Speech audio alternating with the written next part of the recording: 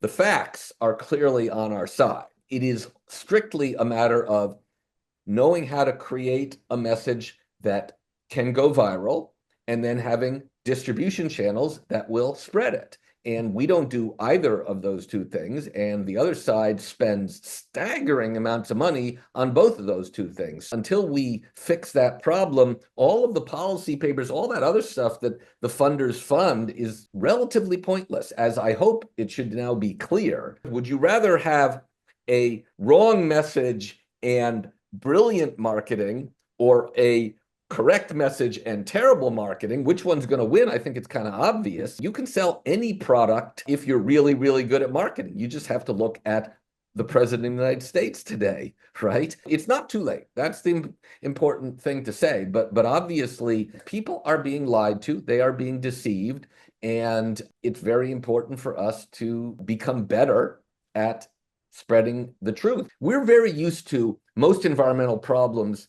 Once you identify them, you can fix them. Like, I grew up near a dirty Hudson River, right? You couldn't fish, you couldn't swim in it. Well, after 20 years of focusing on it, it's clean. You can, but you can't clean up climate change. What we don't prevent, we are stuck with for hundreds of years, and it will just keep warming and sea levels will keep rising. And it's really beyond immoral to say we don't care about the billions of people who are going to come after us. We're just going to party like there's no tomorrow. Welcome to another edition of Code Green, Conversations for a Future We Want and Our Kids Deserve. I am most excited to bring you one of my favorites over the years, Joseph Romm. He was kind of semi-regular when I did my show on Air America way back when. He's written 11 books. He worked on clean energy under the Clinton administration. He had a blog, Climate Progress, for many years that many of us swore by before there were so many climate blogs and newsletters. He worked originally at the Rocky Mountain Institute with Hunter and Amory Lovins. And those who are regular viewers of this video series, I hope you saw the one with Hunter. She was also there in the very beginning with Amory and Joe. Formerly Joseph Romm, I know him as Joe, probably most people do, and he has a lot to talk about. I wanted to have him on right now in particular because it is the 20th anniversary of the hurricane that was Katrina. I'll never forget, I was on the air live doing my show on Air America, and as it was hitting, I said, "This is climate change arrived on our shores, mark my words." Later that night, Air America decided to cancel my show, not because I said that, just coincidentally, they decided to charge all the hosts a lot of money to keep our shows on. I'm proud to say, miraculously, in 24 hours, I raised $40,000. I've never been able to repeat that, but it kept me on the air. So just, the juxtaposition, right? So without further ado, and without any more from me, welcome. And tell me, and you, one of your books is Hell and High Water. And of course, that was Katrina. And of course, we've seen others where there's plenty of hellacious high water, and most recently in Texas. So how would you describe this politically, climactically hot moment that we are in? Well, this is a very worst case scenario, I think, for both democracy and climate change. I think the Trump administration has been quite ruthless in going after clean energy. And at the same time, it's brought back climate science denial, which I think many of us thought we were past because the science is overwhelming that humans are really the overwhelming cause of the warming that we've seen. And the warming is now going faster than scientists thought. And we see the impacts, whether it's the LA fires or the Texas floods or sea level rise or the brutal heat waves we've been experiencing, the wildfires, all of that. This is coming faster than I think many scientists expected. So, it's the wrong time, to say the least, for Trump and an administration filled with the likes of science deniers, vaccine deniers. Every aspect of science is being wiped out. It's really pretty tragic. And let's go right to the biggest tragedy of all, or at least recent memory. That's the rolling back of the endangerment finding from 2009. It's nothing short of pathological, right? I mean, it's really insanity to be rolling back any environmental progress. Hard fought, we might add, those of us who have been screaming from the rooftops. Is it all just about greed and profit for the oil industry? Is it really that sinister? Trump said last year to the oil executives down in Mar-a-Lago, if you give me $1 billion, I will do every single thing that you want. And, they didn't give him $1 billion, but there was one study which showed that they spent like $450 million combined on, you know, supporting him, lobbying, spreading disinformation, and generally doing, kind of the marketing about how great oil is, and Coal, don't forget coal. oil and coal, and of course they fund a lot of disinformation attacking solar and wind that has really misled the American people, or a great many people, into not realizing that solar and wind and batteries, they are the cheapest and the fastest growing, and that's what the rest of the world is doing. And frankly, 97% of all electric generating capacity this year is going to be solar, wind, and batteries. And 7% is going to be gas, and nobody is building coal. And Trump wants to bring back all of these 19th and 20th century dirty fuels that are more expensive and raise people's energy bills. And I know, the irony is people were very frustrated about higher prices and higher energy bills in the early 20s. And that's just going to accelerate under Trump, because he is, killing the support for the cheapest technologies, and he is forcing companies to keep expensive coal plants running, which is going to be very costly. That's going to cost maybe $3 to $6 billion a year for American ratepayers. He wants to push nuclear power, which is the most expensive, and of course he wants to export with liquefied natural gas our cheap natural gas, which is why natural gas prices are rising in this country. So people's energy bills, electricity bills, are going to keep going up, and of course the tariffs. The tariffs just make everything more expensive. So Americans are going to see more expensive electricity bills under Trump, and it didn't have to be that way. Not to mention the costs of these mega disasters, fires, floods, like we've Uh, never seen before. And, for those who argued, mostly Republicans, let's just call it like it is, it's too expensive to address climate change if it's even a real thing. Well, what the heck? Is it $1 billion, the average cost of these, events, growing more ferocious, more furious, coming faster than, like you said, scientists had predicted? Yeah, well, and this gets to Katrina, and we August 29 is the 20th anniversary of Hurricane Katrina. Hurricane Katrina is the reason I became a climate communicator. I had worked with Amory and Hunter Lovins in the early 1990s in Old Snowmass, Colorado, back when it was called Rocky Mountain Institute back then. Now I it's our remember that. Yep. now it's huge. Now it's got like 800,000 people. Back then it was like 30 or 40 people, and I literally worked in a building we leased from John Denver. And he recommended me to the Department of Energy when Bill Clinton came in, and Clinton and Gore came in, and I worked for 5 years at the U.S. Department of Energy and ultimately ran the $1 billion Office of Clean Energy, Efficiency, and Renewables. And that's when I did that for 10 years until Katrina. My brother lost his home in Katrina. My brother lived in Pass Christian, Mississippi, which was not very far from New Orleans, but it was to the east of New Orleans, where the biggest storm surge ever in U.S. recorded history was 27 feet. Mm. Really astounding. And it shows that the worst case scenarios were starting to happen even then. And he asked me a question that changed my life. He asked me if he should rebuild his home. And that got me talking to the top climate experts, the top hurricane experts, and reading the literature and realizing two things. One of which was the situation was more dire than I thought. And the second was that the scientists and the media were not doing a good job of communicating this. So that's when I became a full-time communicator. I ended up, as you said, the Center for American Progress, doing the Climate Progress blog, and have just spent the last 2 decades trying to get better and better at communicating this sober reality, which is hurting us now, but it's just, as scientists predicted, it was going to get warmer, hotter, more extreme weather. And now they're telling us, that it's going to get considerably worse if we don't reverse trends soon. So, I think it remains the case that this problem is going to ruin a livable climate for our children and grandchildren. And it's just immoral for us to trash the planet like we're the teenagers, right? We keep saying, oh, the next generation will save us. Well, we're the ones with the political power and the money and the wealth and running the government, the businesses.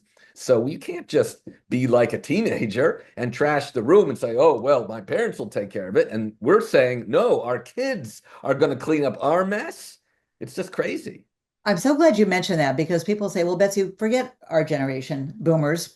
The kids get it. They're going to have to deal with it. Just talk to them. I said, no, actually, my primary audience, target audience is adults. Why? First of all, the kids know more about it than most Get adults, it? Yeah, yeah. and they don't have all the mishigas of climate denial. I think it was you. Did you coin the term DIC, denial industry complex? The denial industry complex. I quoted you. I quoted you. Yeah, And I forgot about that. Yes. I have an acronym, COD, for complacent, oblivious, and in denial.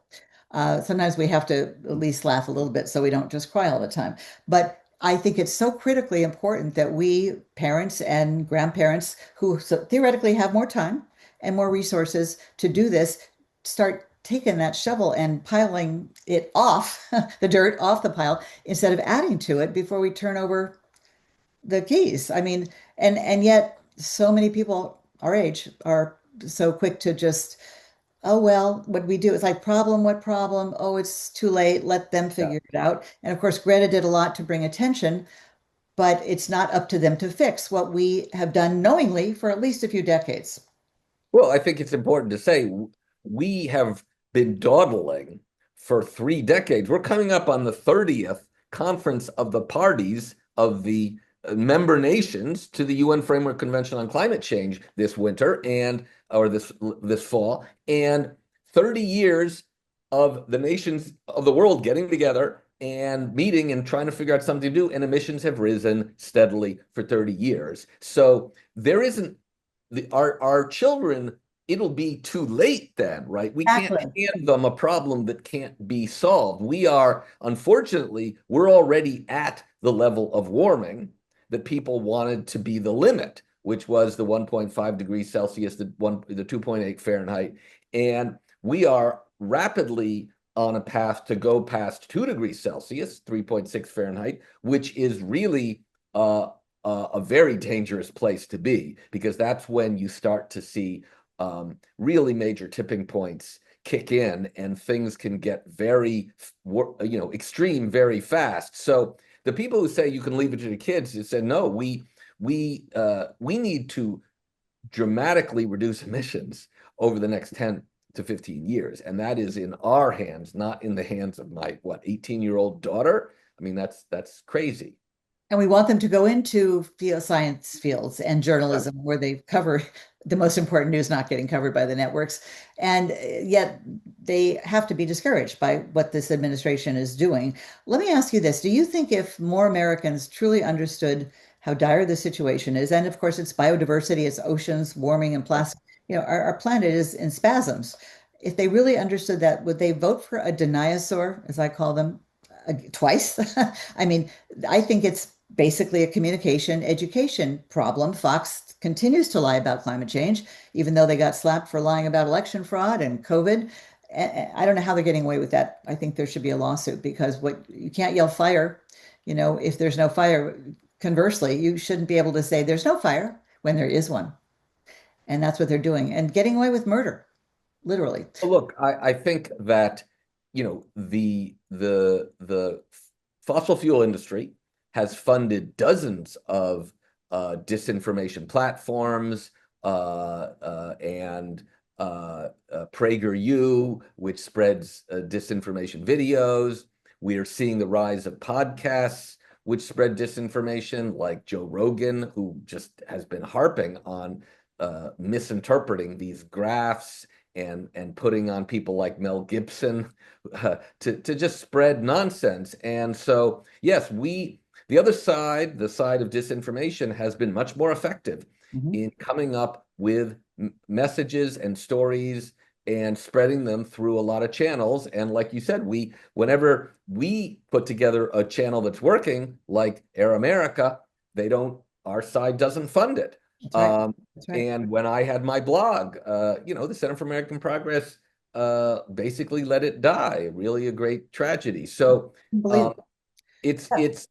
um, it is fundamentally, I mean, look, the facts are clearly on our side. It is strictly a matter of knowing how to create a message that can go viral and then having distribution channels that will spread it. And we don't do either of those two things. And the other side spends staggering amounts of money on both of those two things. Until we fix that problem, all of the policy papers, all that other stuff that the funders fund is relatively pointless, as I hope it should now be clear. Would you rather have a wrong message and brilliant marketing, or a correct message and terrible marketing? Which one's going to win? I think it's kind of obvious. You can sell any product if you're really, really good at marketing. You just have to look at the president of the United States today, right? It's not too late. That's the important thing to say. But obviously, people are being lied to. They are being deceived. And it's very important for us to become better at spreading the truth. We're very used to most environmental problems.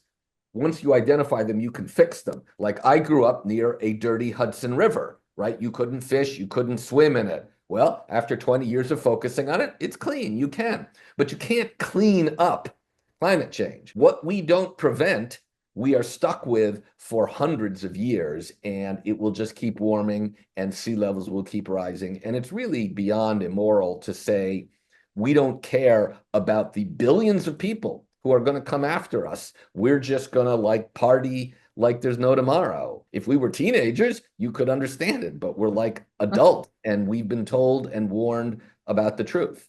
Yeah. So let's go back to the endangerment finding and this sham group of scientists, Department of Energy. As soon as I saw Judith Curry, Richard Lenson, I said, "Oh, what could possibly go wrong?" I mean, how sinister was that? Putting together five scientists who are pretty much known as deniers in the climate community and saying, "Oh, well, they're saying it's overblown and the costs are not that bad, and therefore we're going to roll this back."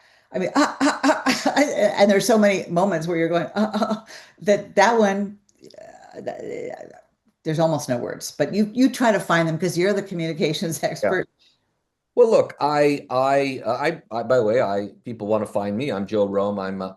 I write a lot at LinkedIn. I try to sort of blog there like I did before. And I, get a lot of, gotten better at writing content that people are interested in reading. So there's a couple of, posts that I've written about this. So first of all, just to give a little background, right? The Supreme Court had said that the Clean Air Act in fact, it requires the EPA to regulate any gas that is a danger to the health and welfare of Americans, right? And therefore, because of that finding, the EPA had to conduct scientific, work with scientists to answer the question, is CO2, the primary heat trapping gas from burning coal, oil, and gas, right? Those are hydrocarbons. They're made of hydrogen and carbon. When you burn them, you oxidize carbon into CO2, and that's the principal heat trapping gas. Is that a danger? Obviously it is. I mean, the overwhelming evidence, and that was back, we're talking 15 years ago, it was obvious. I mean, now there's really exceeding little, there's no serious debate today about the fact that burning fossil fuels is warming the planet and that humans are the cause, that it's a fixable problem. But if we don't act, it's going to get much, much worse. That's not really debated. But yes, and the Department of Energy under the Trump administration and the Secretary of Energy, Christopher Wright, decided to try to bring back climate denial, bring in five well-known deniers of climate science, people who have a long history of citing stuff that has been debunked or misrepresenting accurate climate science to say it means the opposite of what it means. And so they came out and they did this kind of secretively, and they dropped this report. The EPA actually, came out with the report and said, "Hey, we claim that CO2 is not a danger, and we want to reverse the endangerment finding." And there's open, by the way, it is an open review process, so people can actually go to the EPA site and send in information as to why it's not true.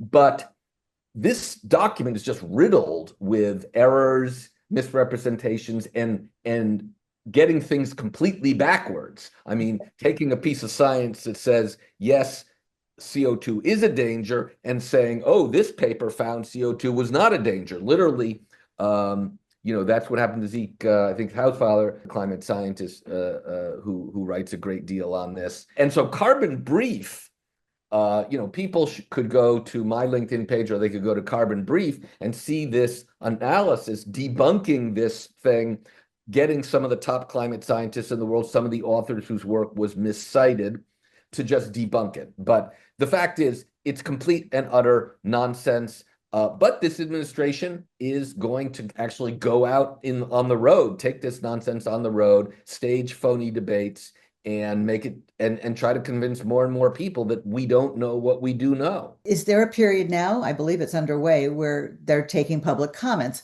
I want to know, Yeah. is that real? Is that also a sham? What can people do if they would like to weigh in on this insanity? And how long is there before they close the window? Yeah, it's just another couple of weeks, I believe. It's not much longer. But I mean, the good news is that, I mean, obviously the world's experts and the US climate science experts are putting in responses. You ask, is it a sham process? Well, I worked at the federal government. You want to change a ruling or a finding, you have to put things out for a comment period.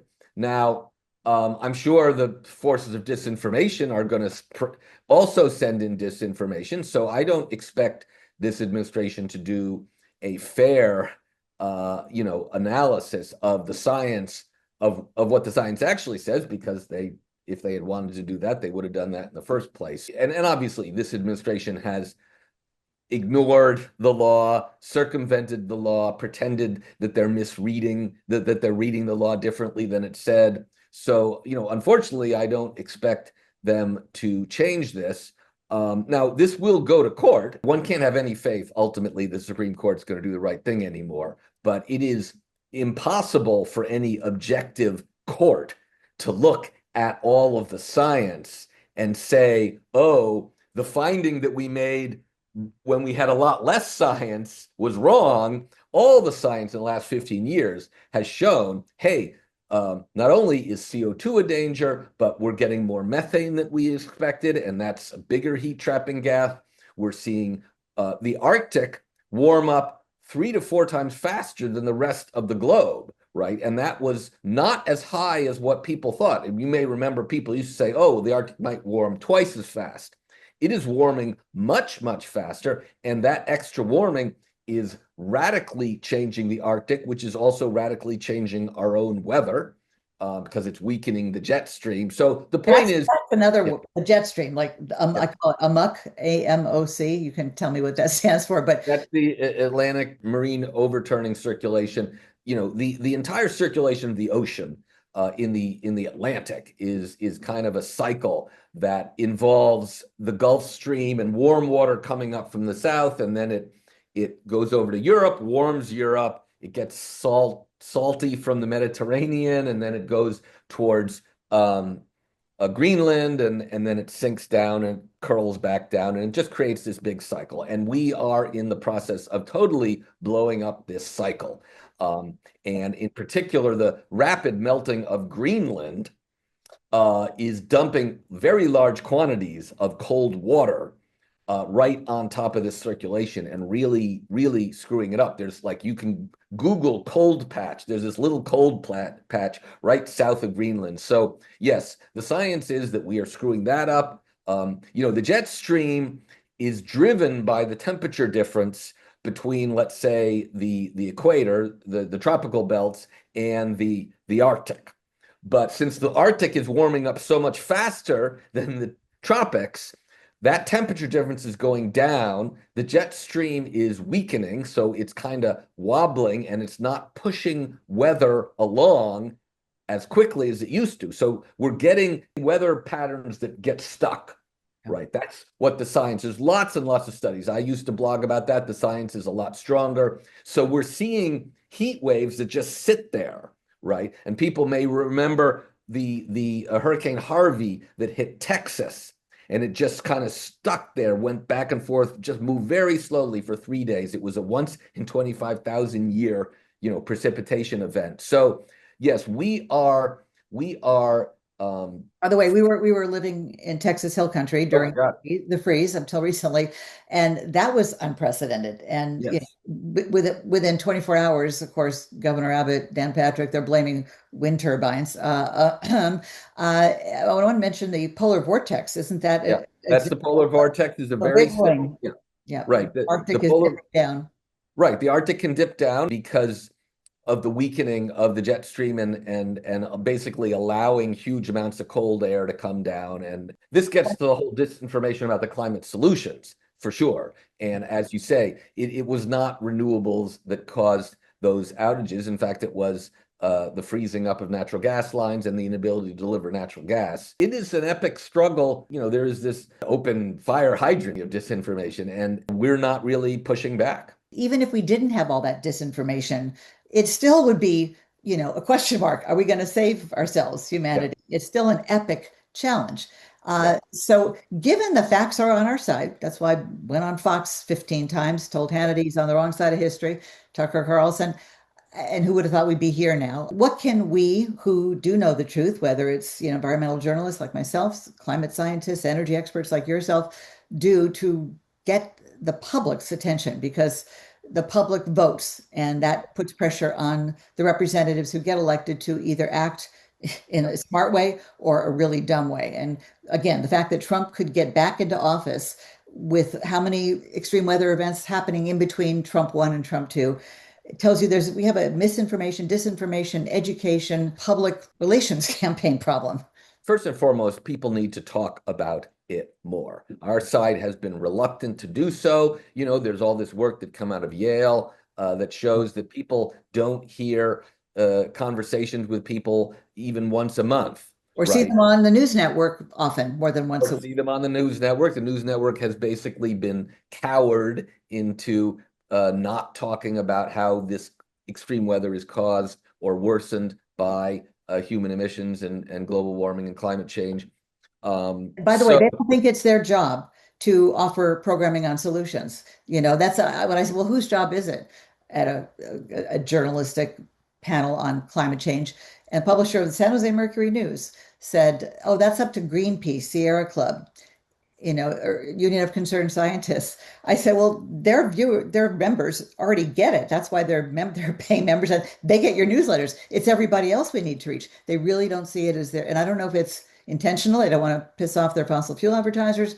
I mean, you can't make a case that news programmers and executives are ignorant, even though Fox apparently pretends to be. How much of a problem has that been, especially when we saw when they covered COVID, like the yeah. emergency it was, what a difference it made in terms of public response and behavior change overnight almost. Well, yeah, that's climate silence. Yeah, I think this self-silencing, and the sad thing is that half of Americans are alarmed or concerned about climate change, but there's this perception that the people who are concerned are a small group, and that the people who don't believe are a large group, and that you'll somehow offend them. But they're not large, they're just noisy, and they're well funded, and they are, they're given a megaphone. But literally there's only 10-15% of the population are don't really believe in climate change. And again, that's only because they've been bombarded over and over again with the disinformation.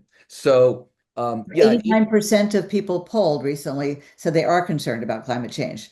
I think that might have been globally, not just in this It, country. it is a global number, but look, there is no question that our side has gotten wimpy about messaging. And the other piece is our side is not very good at telling stories and at communicating in a way with content that will go viral.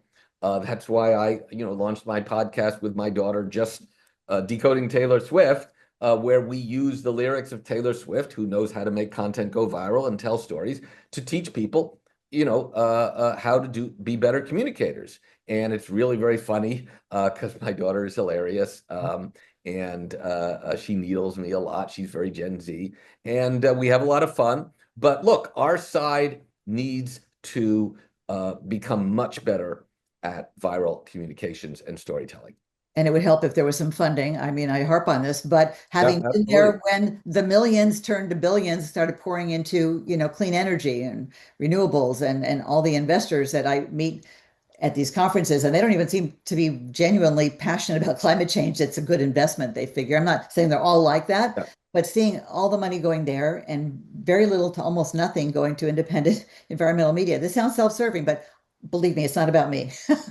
Maybe my daughter, granddaughter, and your daughter, and everybody else to come. It's just because the mainstream media they've done a better job, and certain Yeah. publications, New York Times, Guardian, but that wasn't the case 10 years ago, 15 years ago, 20, and it's still not enough. So how do we get support for the facts and the truth tellers who are not afraid to lose their job or paycheck? Because in my case, there aren't any, but can't get out there because the distribution isn't there. And you probably saw that, picture of red outlets versus blue. It's that like Yeah. Austin in Texas, a blueberry in a bowl of Jello. And so we've seen that. And yet, do you see any sign that funders or people of influence, philanthropists are taking this problem seriously? I mean, again, Trump is proof positive that people do not understand they're voting against their self-interest, let alone their children's future. Our side historically has been very uh, uncomfortable and unwilling to fund communications.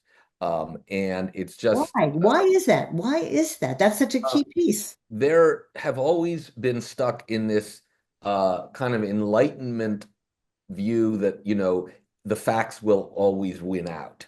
And, as someone with a PhD in physics from MIT, I was certainly trained to communicate that way. And it took me a long time to unlearn all of that. I'm starting to see some indication that some people are starting to realize that we're not doing a good job and maybe we need to support that effort. And I'm certainly working personally to try to address that issue. It is a very uphill battle. If there are any listeners out there who are funders, no wealthy individuals, if you're not prepared to step up now, when this is maybe our last chance to not just save the climate, but to save democracy, and with it, a whole lot of other issues that we all, What are this country was about. yeah, this is it. The next 2026 election is going to be determined, are we going to be able to get a relatively fair election or not? Certainly Donald Trump and his advisors and the fossil fuel companies, and Elon Musk's of the world, they don't believe in democracy. They fundamentally don't believe in democracy. And I realize that the public has become very cynical about all politicians and about And media, and and the with media. And deservedly somewhat with media yeah, not covering and environmental. they've been bombarded with this constant anti-government, that nothing government does works. But I hope people understand that however bad you may think the current institutions are and democracy is designed to be fixable, right? Fascism, autocracy, dictatorship is inherently not fixable, and worse than that, the dictators always have to appoint the worst, the most obsequious, the people who are going to do the most sucking up, but the least objection on the basis of facts. The Democratic Party can be messy and incoherent, but that's a world where at least people are listening to scientists, are listening to experts. And, if people out there really believed that experts aren't the answer, then why? Why do you get on an airplane? That's, why do you go to see a doctor, right? All of these things, you are willing to do in your own personal life, but then people buy this disinformation. I mean, this whole notion that somehow the entire scientific enterprise, all of the great journals, all of the great scientific bodies, all of the national academies, and all of the major countries have somehow conspired to misrepresent scientific reality is such an insane conspiracy theory, because in science, you actually have a huge incentive to overturn the basic paradigm. All the most famous people throughout history, Charles Darwin, Albert Einstein, these are people who blew up, right, the consensus. So if there were actually evidence that the scientific consensus around climate change wasn't true, regular scientists would be the first to come out with those papers. And the fact that they don't, and that you have to scrape the bottom of the barrel to find these discredited, pseudoscientists, who, many of whom, of those 5 people, many of them have taken fossil fuel money, have worked with fossil fuel companies. One of them was a former chief scientist of the British Petroleum. It's just an epic tragedy. And I think, it's incumbent on all of us who do understand the truth to tell the truth as loudly as possible. And it would be laughable if it wasn't so serious, but even just thinking about all these people, all these organizations, all these scientists, and being in on this conspiracy in America with super connection, AI. I mean, wouldn't you think somebody would have blown the whistle and said, "Hey guys, I'm stepping out to tell you this is all one big conspiracy"? I mean, they could do an interview with People magazine and make a lot of money. It's just like it's not common sense, and what we're living in right now is not common sense. So, a couple of things I want to make sure we get to. One, I want your opinion on nuclear energy because you are a really good one to ask. And what about these newer, smaller, supposedly more efficient and faster to build nuclear power plants that there's a lot of hype about. Hype about Yeah. hydrogen you wrote about twice, and this is the hype about nuclear. What's the reality? I've been working on nuclear for a very long time. When I was at the Department of Energy in the beginning, I was special assistant to the deputy secretary who oversaw all the energy programs, and he asked me to sort of keep an eye on the nuclear program. I've testified in front of Congress on the cost of nuclear power, written many studies on it. The thing to know about nuclear is it's just become more and more expensive over time. It also has very large economies of scale, right? So that's why nuclear plants have gotten bigger over time. This notion that you could make something smaller and have a lower cost per megawatt is ridiculous, right? When you go to a store and you buy the little boxes, they're more expensive per unit than the big boxes, right? And when you're talking about a nuclear power plant, right, the difference between a typical large nuclear plant is about a gigawatt, 1,000 megawatts. It's about 1,000 to 1,100 megawatts. These smaller ones are 300 megawatts or less. But remember, the difference between 300 megawatts and 1,000 megawatts, that plant that's 1,000 megawatts doesn't require 3 times as much steel or 3 times as much concrete or 3 times as many people to run.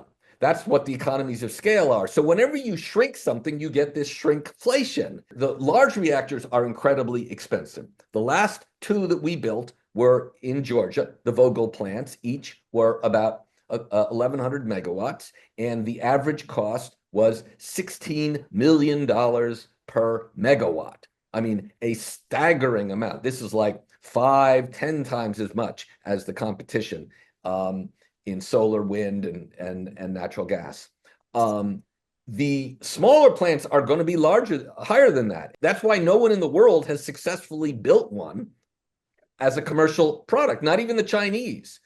We've tried to build small reactors for 5 or 6 decades, and they have a long history of failure and being expensive and cost overruns and coming into all sorts of problems. So no, it is ridiculous to believe that making something smaller is going to make it cheaper per megawatt. No, even the Department of Energy, which funds these smaller reactors, in their modeling, these cost 50% more per megawatt. If you want to raise people's electricity bills, the Trump plan to go from 100 gigawatts of nuclear to to 400 gigawatts is a $4 trillion plan.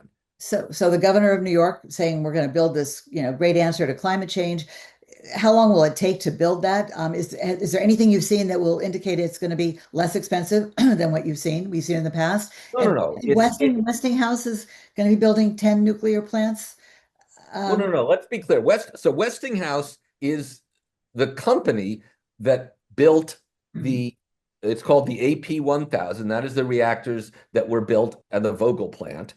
The Vogtle plant was so expensive; it ended up being a $35 billion plant for 2,200 megawatts, 2.2 gigawatts, the most expensive power plant ever built in the entire world, and the most ridiculously expensive electricity, which was so costly that the ratepayers of Georgia paid $1,000 before it was even turned on, before they even got a single electron from the plant. They had paid an extra $1,000 in higher rates. They're now paying $200 a year more. So they're going to pay $2,000 a decade more for 6 more decades, right? So this is ridiculously expensive. Westinghouse went bankrupt as a result of those two plants, right? Westinghouse is now mostly a Canadian company. It was rescued out of bankruptcy. And what they've said is we could start 10 of these, start building, 10 of these by 2030, which means the electricity wouldn't even come out until the 2040s because they've never built one faster than 12 years. And guess what? They're not going to build 10 of them faster because it's not like there's all these nuclear construction people out there, right? There's no nuclear construction industry because these things are so expensive that no one's building them. And by the way, they're not building them in any OECD country. There is no industrialized country in the world that is building any number of these large plants. None of them are building smaller plants. The only country in the world that's building any is China. They're building 10 times as much solar and wind as they are nuclear. Nuclear power, it is really a dead end. It's really a magic realism that you have to believe. So we're going to waste a lot of money and not a lot will get built again because it's ridiculously expensive and it takes over a decade. It's not going to solve any near-term problems. You can't run a data center, on one of these because people want to build data centers fast and these things can't be built fast. so everything you say just could take me in five different directions, but I can't make this any longer. But I have to just ask you quickly, what about AI, since you mentioned data center and the demand on energy? What about the fact that we're only 6, 7, maybe 8 months into the Trump administration? What could possibly go wrong? What are you Well, look, expecting to happen? How are we going to live through this? the head of OpenAI, the maker, Sam Altman, ChatGPT fame, had just said that we're in a bubble, an AI bubble. Everybody is out there spending staggering amounts of money to try to be the winner. There might be one winner. There's not going to be 6 winners, just like there used to be 200 auto companies competing against Henry Ford, right? And there used to be lots of people competing against Amazon or Facebook, right? And Google. At the end of the day, it was all winner take all, right? The internet is a very much a winner take all world, right? Because once you get ahead of everybody, then you get the network effect, right? And everyone starts using you, and the people who use you, you get the benefit of having all these users, right? So it's crazy, all these companies out there that are dropping staggering amounts of money. We may well overbuild a lot of data centers, and a lot of power plants as a result. But all I can say is that some people are going to be stuck with a lot of stranded assets. And by the way, a lot of people are working on making these data centers more efficient and flexible. There's just an article that came out in Reuters on this very point. It's not like people don't know there's a problem with the data centers being energy hogs. So if you think that the smartest and richest people in the world can't figure out how to make them cheaper, if that's your bet, right, that's just a crazy bet to make. Of course they're going to. The incentive, right, to make these cheaper. And by the way, the other problem is no one's really found a use for AI that people are willing to pay for, right? Right now, almost anyone can get ChatGPT technology without paying any money. If there's no profit model, MIT just came out with a study. 95% of companies that have pursued AI initiatives have gotten no value from them whatsoever, Well, right? I'm not worried about those guys. They'll find a way, those masters of the universe. But what about the energy that goes into just asking ChatGPT versus Google a question? The big news that came out in January about that DeepSeek, the Chinese company, they had figured out a way to do all this with 95% less energy. And so I can assure you there are people around the world looking for efficient ways of doing this. And if you think that the dinosaurs are going to win against the smaller mammals, I'm not saying that this administration won't try to build. This administration may try to build some nuclear plants. They have no magical powers to make them fast or cheap, right? So we can squander a lot of money starting things that we don't finish. We've done that in the past in this country. But nuclear power is not going to solve any energy problem or climate problem because it's too slow and it's too costly. And what about the waste? Have they figured out what to do with that? The waste problem is still not solved. And by the way, the smaller reactors have a larger volume of waste per megawatt. And by the way, it's a different type of waste. So you have to redesign all your waste handling. I mean, there's lots of other problems I don't talk about simply because the cost and timing issues are so intractable, right? But the fact is and by the way, one of the ways that they're trying to make these reactors cheaper is by skimping on safety. Oh, God.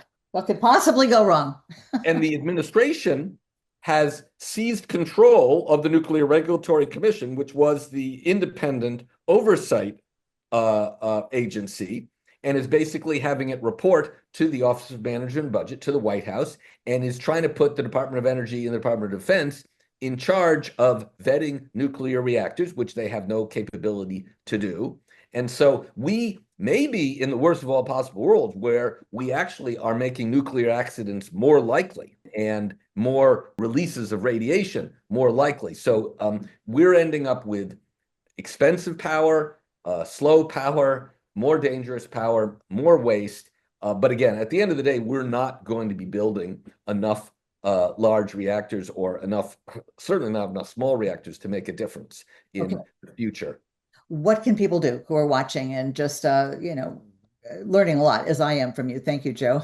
Find if whatever state you're in, see if they're pursuing nuclear power. If they are, there's some group that is opposing it. Join those groups because these are real distractions, right? Obviously, we need to focus the money, the deployment on the technologies that are cheap, fast, and are getting better and cheaper every year, which, I mean, the battery miracle is astounding. It's coming down. The batteries are getting smaller and cheaper at such a fast rate that every year you have to completely rewrite what the future is going to be. Mm. Okay, I should have started here, but I'll end with saying thank you, Joe. And you are a senior research fellow at Penn Center for Science, Sustainability in the Media. And you must hang out with Michael Mann, isn't he? Penn I State. work for Michael Mann. Michael Mann is the executive. He runs the Center for Science, Sustainability in the Media, Yep. UPenn, and it's a great joy because he's one of the most brilliant men that I know. He's one of the best climate communicators in the world, and that's what we try to do is climate communications. I can't help but ask you this, and I don't want you to get your boss in trouble, but doesn't he sometimes sound a little too optimistic when he says if we stopped burning fossil fuels tomorrow, the problem would start to get solved? I mean, based on what I know, it's not that simple. And why? So why does he say? Does he know more than others, or is he just trying to not scare people so that we do act? What gives you hope? I love working with Mike, and he's a very sober scientist, and I don't think he pulls any punches.